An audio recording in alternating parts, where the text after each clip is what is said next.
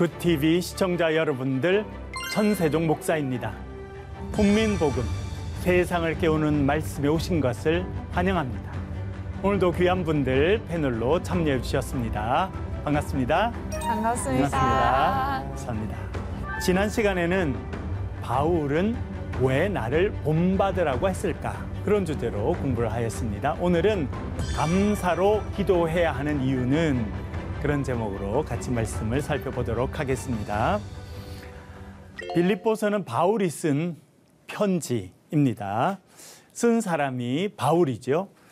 바울이 쓴 편지를 받는 사람들은 누구였겠습니까? 빌립보에 있는 교인들이죠. 그래서 빌립보서라고 이름이 되어 있습니다. 이 바울에게 빌립보 교인들은 어떤 사람이었을까요? 그 내용을 이렇게 구체적으로 적어 놓은 게 있는데요. 4장 1절 말씀 한번 읽어보겠습니다. 주연님. 그러므로 나의 사랑하고 사모하는 형제들, 나의 기쁨이요 면류관인 사랑하는 자들아, 이와 같이 주 안에 서라. 아멘. 여러분, 이렇게 사도 바울이 빌립보 교인들을 부르는 모습을 보면서 어떤 느낌이 좀 드세요? 사랑이 뿜뿜. 그렇죠. 사랑이 이렇게 묻어나는 그런 모습이지요. 여러 단어를 사용해서 이야기하고 있는데요. 사랑하고 라고 이야기합니다. 사모하는, 내 기쁨이고 내 면류관이다. 여러 단어를 사용해서 표현해 주고 있습니다. 먼저 사랑한다. 그렇죠. 아가페토이라는 건데, 아가페, 하나님의 사랑을 받았고, 그리고 내가 하나님의 사랑으로 사랑하는 자들아. 그런 의미를 가지고 있습니다. 또 사모하는 형제들이다. 그렇게 이야기해 주고 있는데요. 여기서 사모한다라고 하는 그 단어는 내가 너무나 보고 싶고 너무나 만남을 갈망한다. 그런 의미를 가지고 있습니다. 그러니까 사랑하는 남자, 여자, 우리 젊은이가 사랑하는 중이에요. 그래서 낮에 데이트를 하다가 저녁에 헤어졌습니다. 또 그 다음날 돼서 만나고 싶은 마음이 크잖아요. 그렇죠? 어떤 그런 마음을 표현했다고 생각이 듭니다. 그러니까 사도 바울도 그 정도의 아주 사모하는 마음, 너무나 보고 싶은 마음을 가지고 있었던 사람들이 빌립보 교인들이었습니다.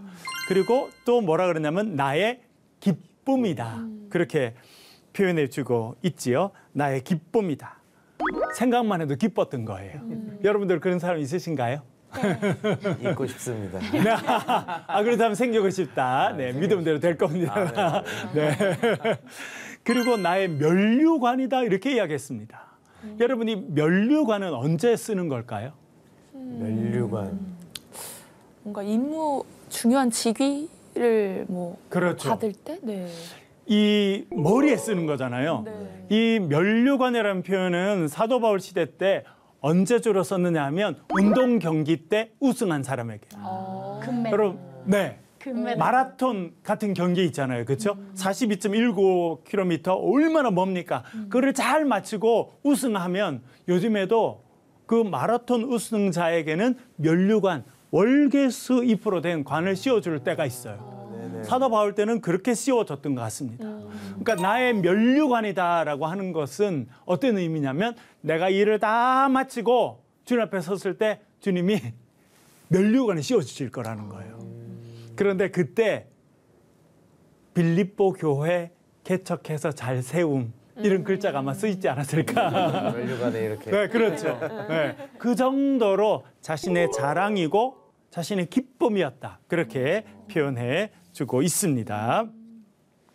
그리고 이렇게 이야기하는데요. 나의 사랑하고 사모하는 형제들, 나의 기쁨이여 면류관인. 그리고 또 한 번 더 이야기합니다. 사랑하는 자들아. 두 번이나. 그렇죠? 사랑이 아주 넘쳤네요. 넘쳐. 그리고 뭐라고 말하냐면, 이와 같이 주 안에 뭐 하라고 그래요? 서라. 이 서라라고 번역된 단어가 있는데요. 스테코라고 하는 헬라어입니다. 스테코. 네. 이 단어는 군사 용어였어요. 군사 용어. 여러분, 바울 시대 때 전쟁을 하게 되면 사람들이 어떻게 전쟁하던가요? 각자 참호에 막 숨어가지고 그렇게 전쟁을 하던가요? 다 나와서. 그렇죠. 로마 영화 같은 데 보면 어떻게 합니까? 악군, 적군들이 줄을 쫙 서서 네. 대열을 쫙 맞춰서 탁탁탁탁 걸어가면서 그렇게 전쟁을 하죠. 그렇게 군대가 대열을 쫙 맞춰서 서 있는 것처럼 서 있으라는 거예요. 그러니까 이것은 아주 당당하게 서 있으라는 뜻이기도 하고 뭘 준비하라는 의미도 이 안에 들었다고 생각할 수 있습니까? 전쟁. 영적인 전쟁을 준비해라. 그렇게 담대하게 서서 예수 그리스도의 군사로 담대하게 영적인 전쟁을 행하는 그런 사람으로 담대히 서 있으라. 그렇게 말해주고 있는 것입니다. 그렇게 대열을 쭉 맞추고 있어야 되는데 그 대열을 흐트러뜨리는 사람들이 있었어요. 이름이 나옵니다. 이름 한번 읽어볼게요. 빌립보서 4장 2절 말씀입니다. 내가 유오디아를 권하고 순두개를 권하노니 주 안에서 같은 마음을 품으라. 아멘. 아멘. 여기 이름이 나오죠? 누구 이름이 나옵니까? 유오디아가 나오고 또 순두개. 네. 우리는 느낌이 잘 안 들죠? 남성이었을까요? 여성이었을까요? 남성? 네. 유오디아는 어려워. 여자 같기도 하고. 유오디아. 보통 이렇게 끝나는 거는 여성일 가능성이 많습니다. 소피아 이런 식으로. 그래서 아마 유오디아하고 순두개 둘 다 여성이었다. 여성 이름이었다고 생각이 듭니다. 그런데 이 사람들은 빌립보 교회에서 중요한 역할을 감당하는 분들이었어요. 그런데 이 두 사람이 약간 갈등이 있었던 것 같아요. 같은 교회를 섬기고 같이 열심히 하지만 때때로 생각이 다르죠. 네. 하는 방식이 다르죠. 그럴 때 갈등이 생길 때가 있지요. 네. 여러분들도 뭐 찬양 사역도 하고 또 여러 가지 교일들 할 때 생각이 좀 다를 때가 있잖아요. 네. 서로 다 잘하자고 하는 거고 교회를 세우자고 하는 거고 복음을 전하자고 하는 건데 생각이 조금씩 다를 때가 있습니다. 그래서 갈등이 생길 때가 있는 거죠. 그래서 사도 바울이 이 두 사람의 이름을 꼭 찍어서 이야기해주고 있습니다. 여러분 우리가 한번 상상해 보겠는데요. 지금 사도 바울이 빌립보에 보내는 편지를 로마 감옥에 썼습니다. 이것을 누가 빌립보에 전달하느냐면 에바브로디도라고 하는 사람이 가서 전달합니다. 어떻게 전달할까요? 몰래 숨어서? 몰래 숨어서? 편지? 편지니까. 그 당시 사도 바울이 쓴 편지가 교회에 배달되고 전달되면 어떻게 교인들에게 전달했을까요? 뭐 부엉이는 아니죠 이게. 예배 시간에 읽어줬다고 생각됩니다. 왜냐하면 사람들이 각자 흩어져 있고 지금처럼 뭐 SNS가 있는 것도 아니고 하니까 유일하게 같이 얼굴을 볼 수 있는 시간은 예배 시간이에요. 그러면 이 사도 바울이 보내준 편지를 교인들 앞에서 큰 소리로 읽어주는 겁니다. 왜냐하면 그 당시에 대부분의 사람들은 글자를 읽지를 못했습니다. 그러니까 교인 중에 아주 일부만 글자를 읽을 수 있었습니다. 그러니까 편지를 쓴 걸 전달해줘도 읽을 수 없는 사람이 많았겠죠. 그러면 예배 때 다 모여서 이 에바브로디도든지 교회의 지도자가 큰 소리를 읽어주는 거예요. 그렇게 쭉 읽어주는데 갑자기 누구 이름이 등장해요? 요디아와 순두개. 요디아야, 내가 너를 권한다. 순두개야, 내가 너를 권한다. 이름이 들린 사람 어떻게 했어요? 깜짝 놀랐어요. 깜짝 놀라겠죠. 아니 사도 바울이 왜 내 이름을?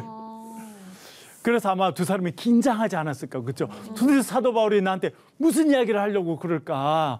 그때 딱 여성 리더 2명 이름을 딱 불렀으니까 뭐라고 권면하고 있다는 것입니까? 주 안에서 같은 마음을 품어라. 그러니까 우리가 여기서 뭘 알 수 있어요? 같은 마음이 아니었다는 말에서 이겨서 같은 마음을 품어라. 그렇게 이야기하는 것입니다. 사실 이 권면은 사도 바울이 앞에도 하고 있는데요. 빌립보서 2장 2절과 3절 읽어보겠습니다. 빌립보서 2장 2절과 3절 장미님. 마음을 같이하여 같은 사랑을 가지고 뜻을 합하여 한 마음을 품어 아무 일에든지 다툼이나 허영으로 하지 말고 오직 겸손한 마음으로 각각 자기보다 남을 낮게 여기고. 아멘. 뭐라고 말합니까? 마음을 어떻게 하라고요? 같이 하고 뜻을 합하고 한 마음을 품으라. 그러니까 사도 바울이 여러 번 이것을 반복해 주고 있습니다. 여러분 이렇게 마음을 합하려고 하면 뭐가 제일 필요할까요? 3절에 이렇게 마지막에 이야기하죠. 어떻게 하라고요? 오직 겸손한 마음으로 각각 자기보다 남을 어떻게 하고요? 낮게 여기고. 우습게 여기고 그러면 싸움이 되는 거예요. 네. 마음이 교만해져서 딴 사람들을 낮게 보고 우습게 여기면 갈등이 생기고 힘들어지게 돼 있어요. 싸움이 나게 돼 있습니다. 그러나 겸손히 자세를 낮추고 나보다 당신이 훨씬 훌륭한 분입니다. 훨씬 더 괜찮은 분입니다. 저는 부족합니다. 이렇게 하면 어떻게 된다는 거예요? 같은 마음을 품을 수 있다는 겁니다. 그러니까 여러분 우리 장미님도 최근에 결혼하셨는데 아름다운 결혼 생활, 행복한 결혼 생활 하려고 그러면 이렇게 해야 돼요. 내가 낮아져서 섬길게요. 남편분 이거 방송 보실 거예요. 네, 잘 들으시길 바라고요. 네. 이렇게 서로가 내가 낮아져서 다른 사람을 낮게 여기고 존중해주고 그렇게 하면 한 마음이 된다는 겁니다.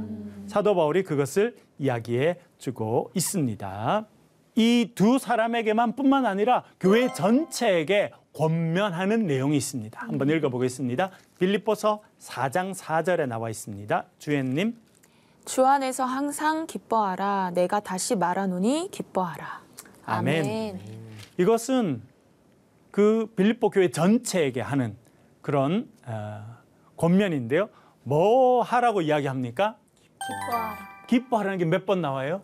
2번. 2번이나 연달아 나옵니다. 기뻐하라. 내가 다시 한 번 더 말하노니 기뻐하라. 그렇게 이야기하고 있습니다. 기뻐하라고 했는데 그냥 기뻐하는 것이 아니라 조건이 2가지가 들어가 있다는 것을 알게 됩니다. 그렇죠? 자세히 보면 첫 번째 조건이 있죠. 뭐라고 돼 있습니까? 주 안에서. 주 안에서가 조건입니다. 그냥 마음대로 그냥 나 기분 좋으니까 기뻐할래. 그게 아니고 주님 안에서 기뻐해라. 그렇게 우리에게 말을 해주고 있습니다. 자, 그렇다면 주님이 어떤 분이신가 우리가 조금 더 살펴볼 필요가 있는데요. 빌립보서 1장 2절에 사도 바울이 이렇게 이미 이야기하였습니다. 읽어볼게요. 반동현님. 하나님 우리 아버지와 주 예수 그리스도로부터 은혜와 평강이 너희에게 있을지어다. 아멘. 여기 하나님 우리 아버지와 나왔습니다. 주 안에서라고 할 때 주는 예수 그리스도이신데요. 예수님을 뭐라고 지금 부르고 있습니까? 주 예수 그리스도. 그렇죠? 예수님이 우리 이 땅에서 예수님의 이름인데요. 그게 호칭이 2개가 붙어 있습니다. 하나가 뭡니까? 주라고 하는 거고 또 하나는 뭡니까? 그리스도라고 하는 것이 호칭입니다. 여기서 주님이라고 돼 있는 주는 헬라 말로는 퀴리오스라고 하는 단어인데요. 퀴리오스. 그 당시는 누구를 주님이라고 불렀을까요? 왕. 그렇죠. 왕을 주님이라고 불렀어요. 우리를 다스리는 왕을 주님이라고 불렀습니다. 그러니까 우리가 예수님을 주라고 부르면 주님은 우리의 누구이십니다라고 고백하는 거나 마찬가지입니까? 나의 왕이십니다 하는 것이나 마찬가지입니다. 나를 다스려 주십시오라고 하는 의미가 그 안에 들어가 있습니다. 또 주님이라고 부를 때는 누구를 불렀냐면 정말 주인을, 하인이 자기의 집 주인을 주인님이라고 불렀습니다. 그러니까 이 주라고 하는 의미에는 예수님, 당신은 나의 주인이십니다. 나는 주님의 뜻을 행하는 종입니다. 이런 고백이 들어가 있는 것입니다. 그러니까 예수 그리스도를 주 예수 그리스도라고 부르면 주님이라고 하는 말 안에는 주님, 나의 왕이십니다. 나를 다스려 주십시오. 나의 주인이십니다. 주님의 뜻을 제가 행하겠습니다. 그 고백이 들어가 있는 것이라는 것입니다. 또 뒤에 예수님 뒤에 뭐라고 붙어 있습니까? 그리스도라고 돼 있죠. 그리스도. 그리스도는 헬라말 크리스토스에서 온 것입니다. 크리스토스. 크리스토스는 이제 히브리어 중요한 단어가 헬라 말로 번역이 되면서 크리스토스가 됐는데 히브리어 어떤 단어였냐면 메시아였습니다. 메시아 들어보셨죠, 여러분? 네. 메시아 하면 누가 생각나세요? 예수님. 예수님이 생각나죠. 저는 핸델의 메시아. 네, 메시아. 우리가 자주 쓰는 단어인데 사실 메시아라는 말 자체는 기름 부음을 받은 자 그런 의미를 가지고 있습니다. 그런데 히브리어 성경에 구약 성경 히브리어 성경의 메시아가 이제 70인역이라고 불려지는 헬라어로 된 성경으로 번역되면서 이 메시아라는 단어는 크리스토스로 번역됩니다. 그리스도라고 하는 뜻입니다. 메시아라고 하는 것은 기름 부음을 받은 자라고 하는 의미였지만 이스라엘 역사 가운데서 그것은 구원자라고 하는 의미로 바뀌게 됩니다. 고통이 많고 환난이 많았던 이스라엘 백성들은 하나님께서 다윗의 후손 가운데 우리에게 메시아를 보내주실 것이고 메시아는 우리를 구원해 주실 것이다 라고 하는 생각이 있습니다. 그래서 이 메시아가 크리스토스라고 번역되면서 이 그리스도라고 하는 단어도 이제는 예수님께는 구원자라고 하는 의미로 쓰이게 됩니다. 그러니까 예수 그리스도라고 말하면 어떤 고백이 그 안에 이미 들어가 있는 것입니까? 예수님은 구원자이십니다. 그 고백이 들어가 있는 거예요. 그러니까 주 예수 그리스도 하면 어떤 믿음의 고백이 그 안에 이미 들어가 있습니까? 예수님은 나의 주라고 하니까 왕이시고 나의 주인이시고 또 그리스도 하면 나의 구원자 그런 의미가 들어가 있다. 그렇게 이야기합니다. 나의 왕이 되신 주님 나를 다스려 주시니 그 주님의 다스림 안에서 내가 기뻐한다는 겁니다. 주님이 나의 구원자 되시니 주님 주신 구원으로 인해서 내가 기뻐합니다. 그렇게 하라는 거예요. 그냥 기뻐하라는 것이 아니라 주 안에서 기뻐하라라고 하는 것은 그런 의미가 담겨져 있는 것입니다. 그리고 기뻐하되 어떻게 기뻐하라고 말합니까? 두 번째 조건이 있죠. 어떻게 기뻐하라고 말합니까? 항상 기뻐하라. 그렇죠? 항상. 그것이 조건이에요. 여러분 다들 또 가수이시고 노래를 하시는 분인데 음반을 냈어요. 음반이 막 대박이 나서 너무 인기가 많아요. 그럼 기뻐요 안 기뻐요? 기쁘죠. 너무너무 좋겠죠. 그런데 음반을 열심히 준비했는데 반응이 별로야. 그러면 기뻐해요 안 해요? 슬플 것 같아요. 네. 기뻐하기가 쉽지 않겠죠. 그렇죠? 그런데 오늘 본문에 뭐라 그래요? 언제 기뻐하라고요? 항상. 음반이 발매 잘 될 때만 기뻐해라? 아니고 뭐라 그래요? 항상 기뻐해라. 그것이 조건이라 그렇게 말해주고 있습니다. 이것이 하나님의 뜻이에요. 이것이 아주 구체적으로 나와 있는 것이 데살로니가 전서 5장 16절부터 18절인데요. 한번 읽어보겠습니다. 장미님. 항상 기뻐하라. 쉬지 말고 기도하라. 범사에 감사하라. 이것이 그리스도 예수 안에서 너희를 향하신 하나님의 뜻이니라.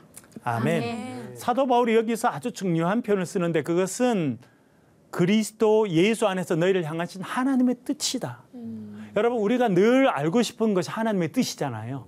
사도 바울이 딱 찍어서 이것이 하나님의 뜻이다라고 알려주는 것이 있습니다. 그것이 앞에 나오는 내용이에요. 뭐예요? 항상 기뻐하되 언제 기뻐하라고요? 항상 기뻐하라.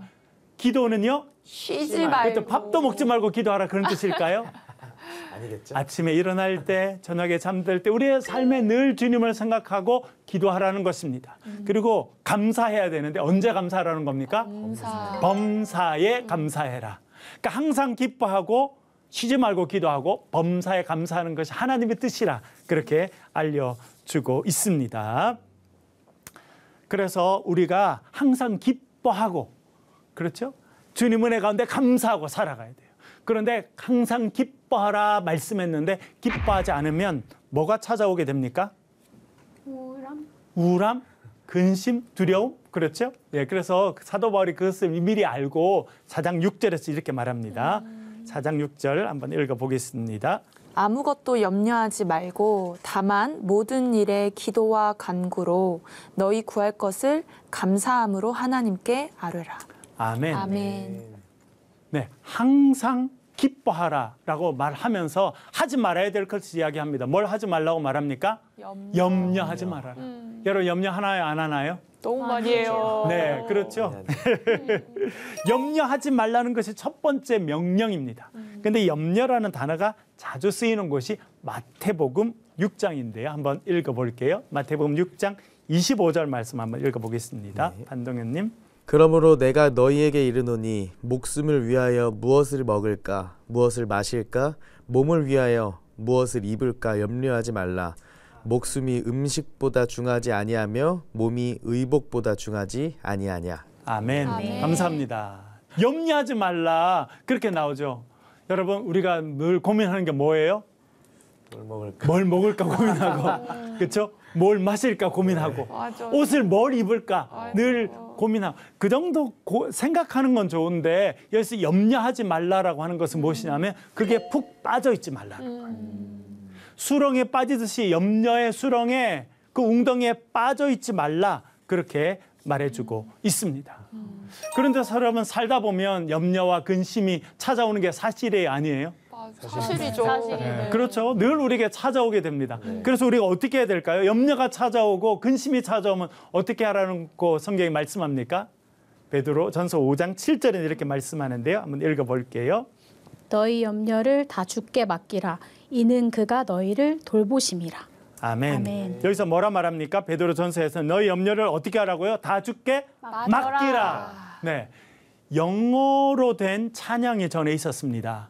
이거를 어떻게 이야기하냐면 Cast all your cares on him. 네, 가수분들이 계셔서 제가 노래를 하기 조금 어렵네요. 불러주세요. 너의 모든 염려를 맡겨라라고 했는데 cast, 던지다는 것입니다.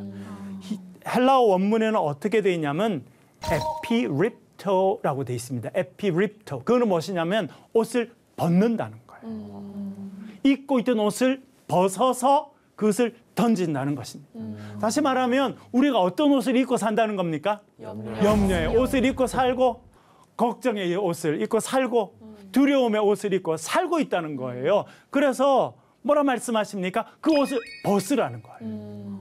염려의 옷, 네가 입고 있는 거 벗어라. 걱정의 옷 벗어라. 어떤 사람은요, 두려움의 옷을 입고 두려움의 이불을 뒤집어 쓰고 잠드는 사람들도 생각보다 많습니다. 현대인들 가운데 그런 사람이 너무 많아요. 그것을 벗으라 그렇게 말합니다. 그리고 그것을 주님께 던지라. 왜 그렇습니까? 주님께서 우리를 뭐 하시기 때문에요? 돌보아 주시기 때문입니다. God is taking care of you. 그렇죠? 주님이 돌보신다. 주예님 노래잖아요. 그렇죠? 맞아요. 네. 맞아요. 주님이 돌보신다. 그걸 믿으니까 옷을 벗어서 모든 염려를 주님 앞에 던지라. 그렇게 말씀하고 있는 것입니다. 또 두 번째는 뭐라고 말하냐면 너희가 그것을 주님께 뭐 하라고요? 아뢰라. 그렇게 말합니다. 그런데 아뢰되 뭐라고 아뢰라고 하냐면 모든 일에 기도와 간구로 너희 구할 것을 감사함으로 아뢰라. 그렇게 말해주고 있습니다. 여기서 감사함으로라고 번역된 단어가 있는데요. 헬라어 표현으로는 맷 유카리스티아스. 메트는 함께라고 하는 뜻을 갖고 있거든요.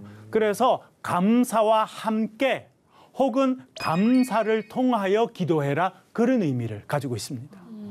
그러니까 우리가 하나님께 기도하는 건 너무나 중요한데 그거 할 때 반드시 같이 가야 되는 게 있다는 겁니다. 그게 뭐라는 겁니까?